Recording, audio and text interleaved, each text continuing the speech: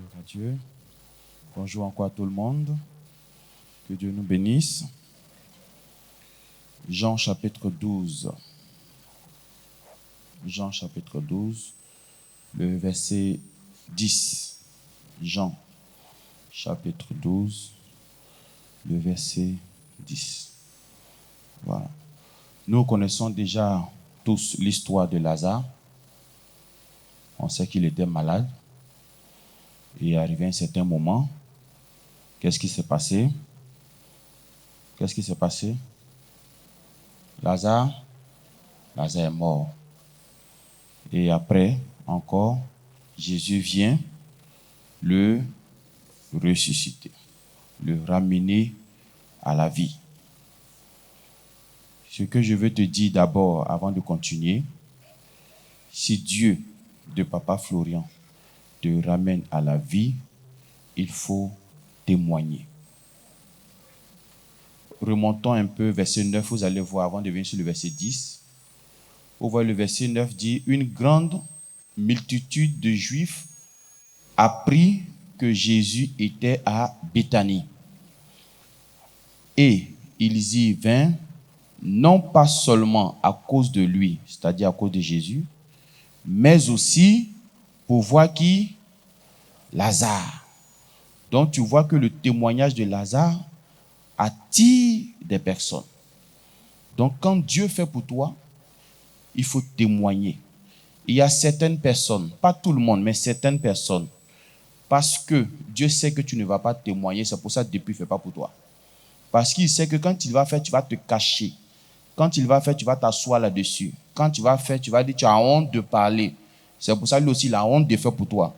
C'est pour ça lui aussi, tu ne regardes pas. Il fait comme s'il n'entend pas ce que tu dis. Il fait comme s'il ne voit pas ce que tu fais.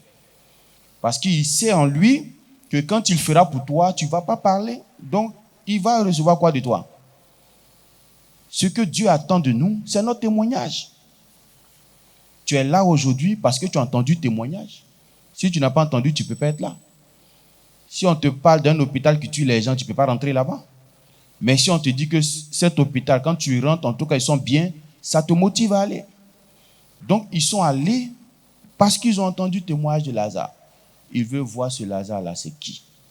Donc, quand Dieu fait pour toi, il faut témoigner. Maintenant, revenons sur notre verset 10. Notre verset 10 dit, « Les principaux sacrificateurs délibérèrent de faire mourir aussi Lazare. » C'est-à-dire, il veut tuer Jésus, mais il veut tuer qui aussi? Lazare. Lazare que Jésus a ressuscité il n'y a pas longtemps. On veut le retourner à la tombe. Ça veut dire quoi? Ça veut dire que les ennemis là ne sont pas prêts pour toi aujourd'hui. Ils ne sont pas prêts pour toi demain. Même si aujourd'hui, tu sors d'une situation de souffrance et puis tu es dans ton bonheur, tu es dans ta joie, tu es dans ton élévation. N'oublie pas la maison qui t'a ressuscité. Parce que les ennemis qui t'ont donné la mort ne sont pas loin.